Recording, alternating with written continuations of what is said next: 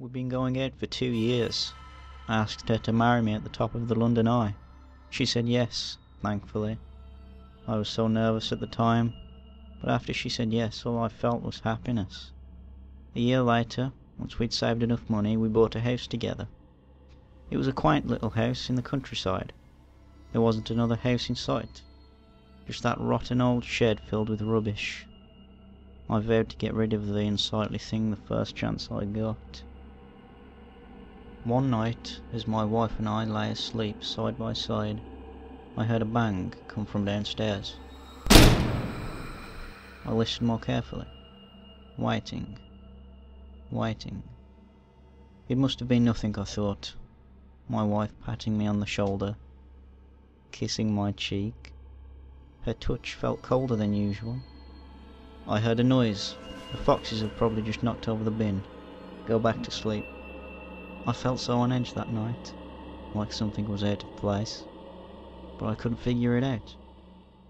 Giving up, I fell back to sleep.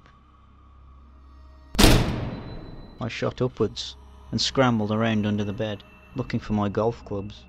Someone had to be there, unless a fox had gotten in. Either way, I needed to defend my home. As I slowly neared the bedroom door, my wife grabbed for me, muttering something. "Go back to bed, everything's fine. I think a fox has gotten inside." She kissed me on the cheek and scuttled off back to bed. There can't be anyone here, I thought. The nearest house was 3 miles away, and there hadn't been any cases of burglary for years. My heart skipped a beat. Man up, I told myself. After taking a deep breath, I pounded down the stairs, intending to surprise them or scare them off. I flicked the light switch on. Nobody in this room. I continued toward the kitchen. There was a chill in the air.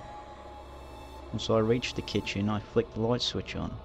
The back door was wide open, the wind making it slam into the wall over and over. I wandered over there and slammed the door shut. I heard a wailing sound coming from outside. Foxes. I'd heard the sound every night since we moved here. Damn things never shut up. As I stepped outside, the cold night air hit me. It's freezing. I walked around to the front of the house. A couple of foxes were running away.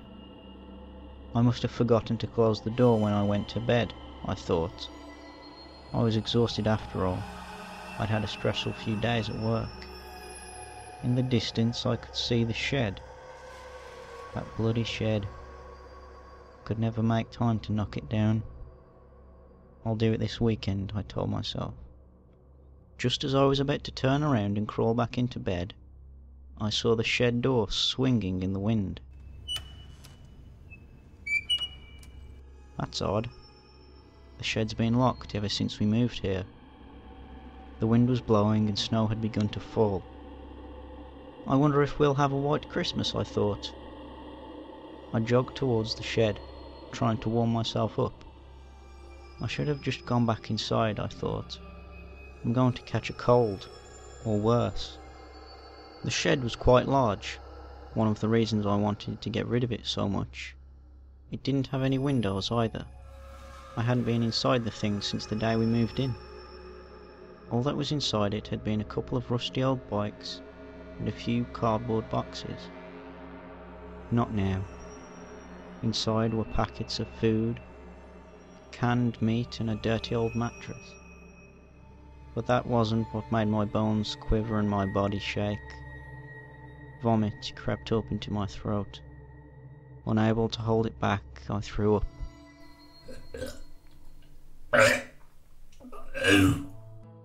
I dropped to my knees, my mouth unable to utter a single word. All I could do was scream.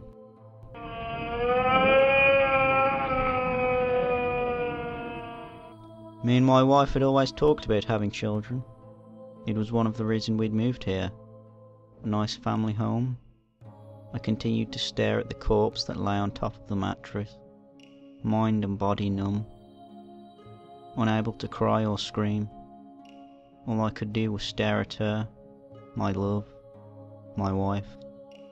Scratched into the surface of the wood next to her body, were the words. Your bed is warmer than mine. I was sick again. I threw up onto the grass just outside of the shed. What just happened? A moment ago I was in bed with my wife, and now it couldn't have been her. When I thought back, I realised things were out of place. Something had felt wrong. I staggered backwards out of the shed, breathing heavily, tears still falling from my face. I looked towards the house, snow still falling. A man stood in the doorway. At least I think it was a man. He was wearing a dressing gown, staring at me. It was my wife's. I was overcome with rage. The grief I felt a moment ago faded away. This man has killed my wife. At first I walked towards him. Speeding up, I started to run. As a mixture of snow and tears covered my face, I shouted at him, the cold air catching in my dry throat. How long have you been in there? There was no reply. All he did was stare at me, grinning. I don't give a damn what happens. I'll do everything I can to kill you. I'll make you suffer too, for what you've done to me. He continued to stare at me, standing in my doorway. His hair was uncut and messy.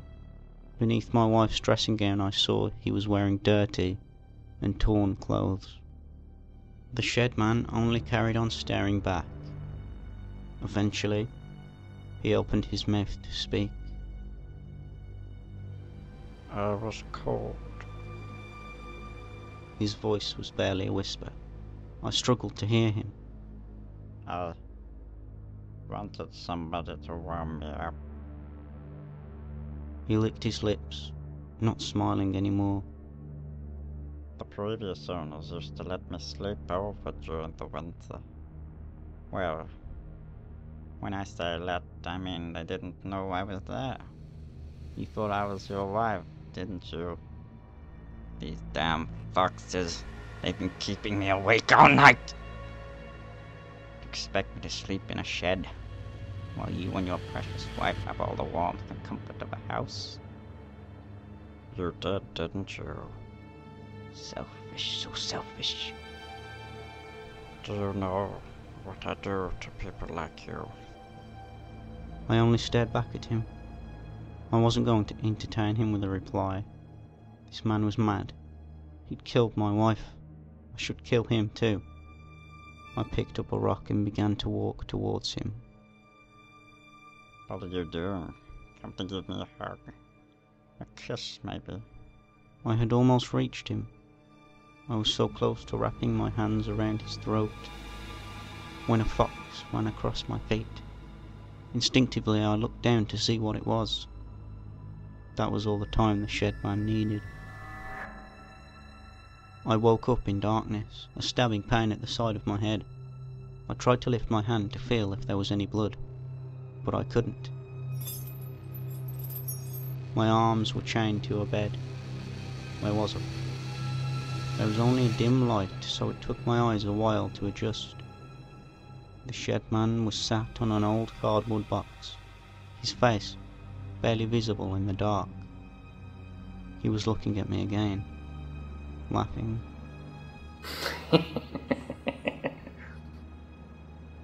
Don't worry. I won't be giving you the same fate as your wife. Not many people visit here, do they? Family.